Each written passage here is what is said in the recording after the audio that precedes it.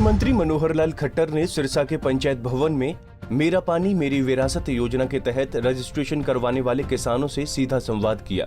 इस मौके पर मुख्यमंत्री ने किसानों को धान की सीधी बिजाई करने के लिए प्रेरित किया और कहा कि भूजल स्तर के अलावा अगर किसान नहरी या फिर बरसाती पानी से धान की खेती करते हैं तो उस पर कोई प्रतिबंध नहीं है।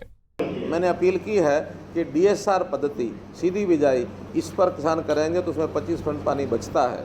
दूसरा भी कहा है कि जहाँ कहीं ज़मीन का पानी ना लें, केवल नहरी पानी, बरसात के पानी, इससे अगर बुआई बिजाई कर सकते हैं तो फिर हमारी ओर से प्रतिबंध भी कोई नहीं। मुख्यमंत्री ने बताया कि 20 साल बाद दक्षिण हरियाणा में नहरों के टेल तक पानी पहुंचाया गया है, लेकिन बावजूद इसके गिरता भूजल स्तर चिंता का विषय है। उन्होंने कहा कि पानी के दोहन की गति को कम करने के लिए मेरा पानी मेरी विरासत योजना लागू की गई है और इस योजना को प्रदेश के 8 ब्लॉकों में किसानों ने स्वेच्छा से अपनाया है। 8 ब्लॉक ऐसे छाटे हैं जिन किसानों से मेरी सीधी बात हुई है, इन लोगों ने स्वीकार किया है। बहुत से लोगों ने कि हाँ, हम इस लाइन पर आने के लिए तैयार हैं। जानकारी के लिए अभी इस समय तक लगभग 42,000 किसान ऐसे हैं जिन्होंने इस स्कीम को स्वीकार कर लिया है, फार्म भर दिए हैं और लगभग 55,000 हेक्टेयर, हमारा टारगेट 1 लाख हेक्टेयर का है, 55,000 हेक्टेयर ज़मीन के ऊपर धान ना बो करके अन्य फसलें बोएंगे। ये इस समय तक पोर्टल पर चढ़ गया है। लगातार पोर्टल पर लोग अपने आप चढ़ा रहे हैं। हमारे एग्रीकल्चर डिपार्टमेंट के लोग भी प्रयत्न कर रहे हैं। हमारा टारगेट 1 लाख करोड़ का मैं समझता हूँ पूरा हो जाएगा, क्योंकि अभी काफ़ी समय है धान की बुआई का। तो इस बहुत सुझाव और भी आए हैं। एक सुझाव ये आया है कि ज़्यादा देर तक की जो धान की किस्में हैं, ज़्यादा देर में जो पकती हैं, उनको बैन किया जाए और जल्दी जो पकती हैं 65 दिन से 90 दिन के अंदर जो पकती हैं उन धान की वैरायटीज़ को लगाया जाए और जो 100 दिन से ऊपर की फसलें हैं उनके लिए बैन किया जा सकता है। तो ऐसा भी एक प्रकार से एक सुझाव आया है। उधर इस मौके पर सीएम ने कहा कि सरकार ने पहले योजना के तहत सभी 8 ब्लॉकों के किसानों पर धान की बिजाई न करने का प्रतिबंध लगाया था, लेकिन बाद में किसानों की समस्याओं को देखते हुए इसे स्वैच्छिक बना दिया गया। उन्होंने कहा कि आने वाली पीढ़ी के भविष्य को देखते हुए पानी को बचाना पड़ेगा, नहीं तो गिरता भूजल स्तर हरियाणा के लिए बड़ी समस्या बन जाएगा। आने वाली पीढ़ी उसको हम केवल ज़मीन जो है रेतीली ज़मीन तो देके जाएंगे, उनको पानी नहीं देके जा सकते।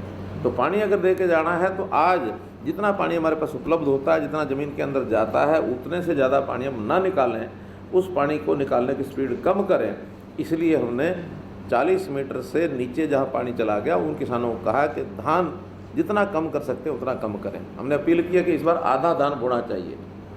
अब जिन इलाकों में कठिनाइयाँ हैं उनका कहना है कि हमारे यहाँ फ्लड एरिया है या फ्लड एरिया नहीं है तो ज़मीन ऐसी होगी कि वहाँ धान के अलावा कुछ होता नहीं है। ऐसी सब समस्याओं को ध्यान करते हुए कुछ योजना बना रहे हैं। एक तो रिचार्जिंग बोर्स ये हम बनाएंगे। हमारी डिपार्टमेंट की ओर से प्लानिंग बन रही है और बहुत जल्दी ये रिचार्जिंग बोर हम बरसात से पहले हम लगवा देंगे। एक रिचार्जिंग बोर में 3-4 दिन लगते हैं, तो एक साथ कई टे में उतार करके ऐसे कोई 1000 बोर्स ये पूरे हरियाणा में हम लगाने की योजना बना रहे हैं। कितने बना पाएंगे ये समय के ऊपर है। वर्षा कब आती है, मानसून पहले आती है कि लेट आती है, उसके ऊपर ही निर्भर करता है।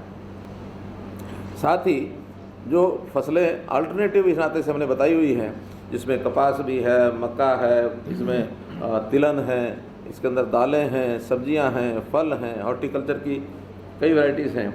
इन सब चीज़ों के लिए भी हमने ओपन किया कि हाँ, ये बोएंगे 7,000 रुपये प्रति एकड़ उनको अतिरिक्त उसका पैसा मिलेगा। उनको एक प्रकार से सब्सिडी मिलेगी, अनुदान मिलेगा, भरपाई मिलेगी, जो भी नाम उसको दे दें। और साथ में प्रधानमंत्री फसल बीमा योजना के अंदर उन फसलों का बीमा भी हम फ्री में कराएंगे, ये उनको एक विषय दिया। और आने वाले समय में मक्का है, दालें हैं, ऐसी जो चीज़ें हैं उनकी प्रोक्योरमेंट भी सरकार करेगी। वहीं किसानों से संवाद के दौरान सीएम खट्टर ने इस योजना का विरोध करने पर विपक्षी दलों पर निशाना साधा। उन्होंने कहा कि विपक्ष का काम ही विरोध करना है, लेकिन सच्चाई तो यह है कि अब तक इस योजना के तहत 5,000 हेक्टेयर भूमि पर किसानों ने स्वेच्छा से धान नहीं बोने का फैसला लिया है, जिससे इस योजना की सफलता का अंदाजा लगाया जा सकता है। सिरसा से सतनाम सिंह, पंजाब केसरी टीवी।